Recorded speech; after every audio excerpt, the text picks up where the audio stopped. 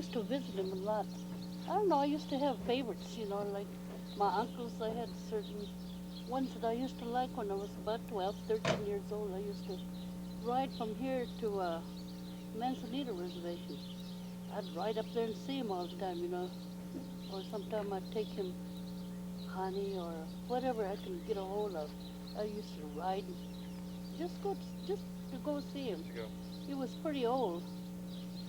And every time I went in the little shack, one time I looked, and there was, copper holes, and there was snakes in there, sitting there. And I just got out of there. He said, no, no, no, don't you run from them. They're my friends. He said, they won't hurt you. And he went over there and patted them on the head, you see, he said, they won't hurt you. Just sit down, real rattlesnakes. And I went back, I was scared all the time. And then many times I went back and forth, to see him. And one day I got there, and he had an old tub, dirty, and sand in it. They had a lot of little snakes, those small ones. I don't know what you call it. Those real tiny ones, they say they're dangerous. He used to tell me those will kill you quicker than the big ones. I said, why? I said, they're little and the others are big. He said, well, because these little ones have more sharper teeth, and so they hit you, and you won't feel it. He said, but you'll die. You'll die real fast. Uh-huh. So I went over there to see him, and then he had them in the tubs, and he said, he said, I want to do something for you. He said, would you do it? And I said, well, what is it? He said, you see the tubs? And I went and looked, there was nothing but snakes in there, little ones. He said, I want you to put your foot in here. And I said, no, I'm not going to do that. He said, go ahead, put your feet in there, let them bite you. And I asked him why he wanted me to do that. He said, yeah, because he said, if I should leave, if I should die, he said, you would take my place, and heal, snake bites. That you would be a rattlesnake doctor? Yes, that I would take all that. I don't know what he was going to do. I mean, right then and there, I was just a kid too, and I got real scared. I said, well, I'll see you later. I took off on the horse and I didn't go back for a long time. But I always wondered, what if I did that? Today I would have handled all the snakes. And I think I just messed up. But you would too if you see a bunch of snakes, Yeah. You couldn't have. Maybe he wanted you to overcome your fear. And by overcoming he told me what he wanted me to do, that if he should die, that I'd be like him, he'll... But you had to put your foot in the... Have him bite me, and I guess I'll get him immune to it or something. Yeah, that's how it something, works. Yeah. Something like that. And then they give you the power. And he is the one that knows if a snake bites you, I don't care from here to San Isabel, he knew it. He could look in the sun. He claimed that on the sun, he can see it, And he was really something, I guess maybe that's why I was wondering, was he telling me the truth or what? And I used to wonder. And then when this cousin of mine got bitten, he was right here. See where the corral is? Right up here? Yeah, My right corral? behind there. That old man, Cuero, was there. He was a witch man himself, but he didn't do that kind of work. So my father was around. I think it was in the 30s somewhere. I can remember that.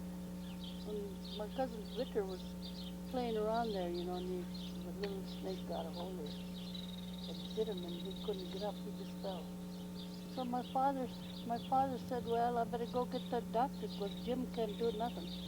Jim Cuero was his name. He doesn't do that kind of work. So he went after the old man up woods. When he rode over there, when he got there, the man was already ready. He said, I know. He said, I'm going down there. He asked for it. He said, he's always bugging the snakes, He's always mistreating them. He said, that's how come they got him.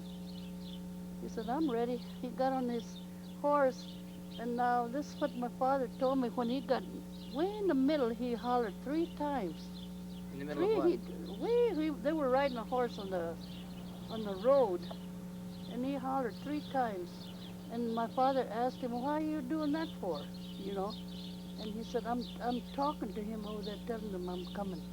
And then later, when my father asked Victor, he's still alive today. He lives up here on the other side of freeway. He asked him, well, did you hear it? Yeah, he said, I heard a voice 3 times. He did hear it. That man was really something. But he knew anywhere. Now, I myself tested him. It was bad all the time. I saw a snake in my barn, and I said, you dirty old snake, And I went, took some dirt and I threw it in his face. Now go tell on me, The Go snake ahead. would go tell on... He sure did. That man knew just what I did. I saw him coming, he was coming real fast. He had a little army hat, little round, little coat, and he was coming around real fast. He turned right to our place. I said, uh-oh, here he comes, So I went in my bedroom and I hid. I was right up the road there then. I hid in there, and old man came. Didn't say nothing. Stopped in there. My aunt was there, and you want some coffee? He gave him some coffee. He still didn't say nothing. I'm still hiding, I knew he was after me. He said, maybe that's true. Maybe that snake did tell on me. Way over. Where's that bad girl? I said, oh, here it goes. He called me in the kitchen.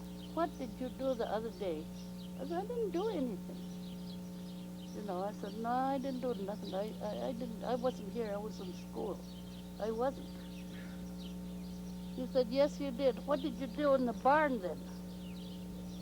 See, that snake was in the barn. Those little cement, what do you call it, tile? Or what do you call it, little pipes?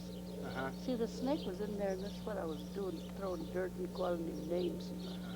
Oh, ugly, pimply head, and I said everything. And he went and told everything I said. And furthermore, I ruined his clothes and I ruined his eyes. He was going to go to see a girl somewhere, Who ruined whose clothes? The snake was going to some place to see a girl, a lady. See, to him, they were human beings. Just like I'm talking to you, he was talking to them. Your Apus. Your great uncle, was talking to the snake. Yeah. And the snake told him that he was going to go see a girlfriend. And Yeah, and then I went and did all that to him and called him all kinds of ugly names. And he said that I was the ugliest girl he ever saw, too, So my bangs, she's a bad girl. I'm going to bite her, You better tell her, said I'm going to get her one of these days. And so how did your uncle know? Because your snake went and told. Yeah. How did he learn how to do that? How did Apus learn that? I guess it was... Most of the Yuma men look like, without being dressed for ceremony. What did they? Oh,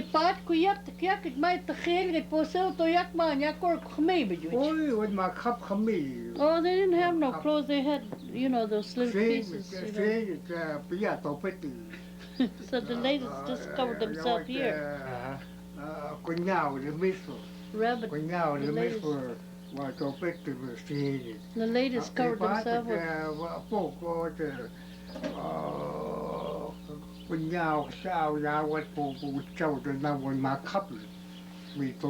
Everything was made out of... Said they wore nothing but furs, rabbit furs and stuff them days. They only had something they covered themselves there, and the women's had rabbit fur. They did the same and covered here and here. What about did he ever hear anything about the first white people coming up into the mountains here? Who was the first white man up in the mountains here?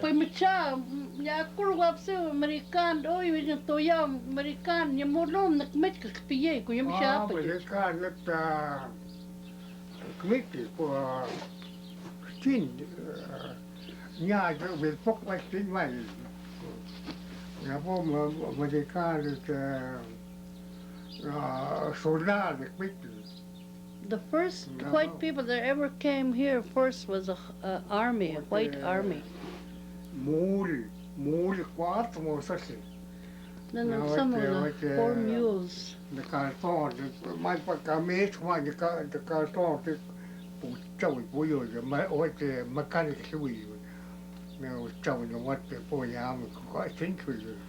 They just made some kind of funny clothes they had on.